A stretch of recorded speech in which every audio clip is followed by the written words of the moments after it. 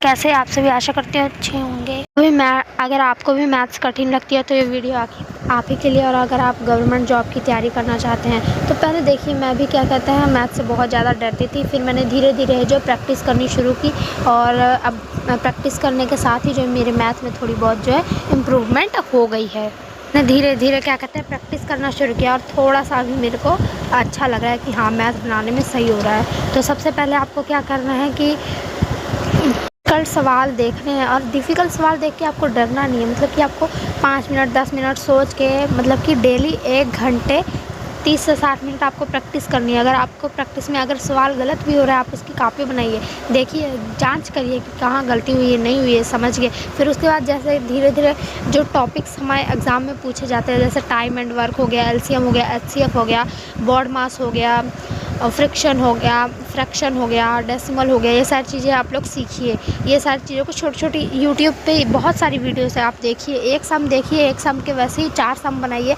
आजकल तो chat GTP भी आ गया, वैसे ही 4 सम आपको अच्छे से दे देगा। तो वैसे ही धीरे धीरे क्या कहते हैं उसमें एक नोट्स में रूल की कॉपी बनाइए कि इस सम में इस प्रकार का रूल लगेगा। और जैसे ही आप उस प्रकार के सम बनाएंगे तो आपको रूल्स जो है धीरे धीरे याद हो जाएंगे। और ऐसे ही मैं भी कर रही हूँ। मेरे को क्या कहते हैं बिल्कुल भी कुछ नहीं आता था सीरियसली, तो मैंने एलसीएम बनाना शुरू किया, एलसीएम से एचसीएफ। अब एलसीएफ और एलसीएम बना तो लेती हूँ पर अभी तक स्पीड मेरी बिल्कुल भी नहीं बनी है। तो क्या कहते हैं स्पीड के लिए तो डेली प्रैक्टिस करनी पड़ेगी। फिर मैंने धीरे धीरे बॉड मास, हल्का बॉड मास, प्लस माइनस से शुरू किया। फिर उसके बाद ब्रैकेट वाला, फिर आप क्या कहते हैं कोष्टक वाला, फिर आप क्या कहते हैं बड़ा ब्रैकेट, छोटा ब्रैकेट, सारी सॉल्व कीजिए, पॉइंट लगा के सॉल्व कीजिए। फिर क्या कहते हैं डेसिमल वाला, सेंटीमीटर वाला, मीटर वाला, मिलीमीटर वाला, ये सारी चीज़ें सॉल्व कीजिए।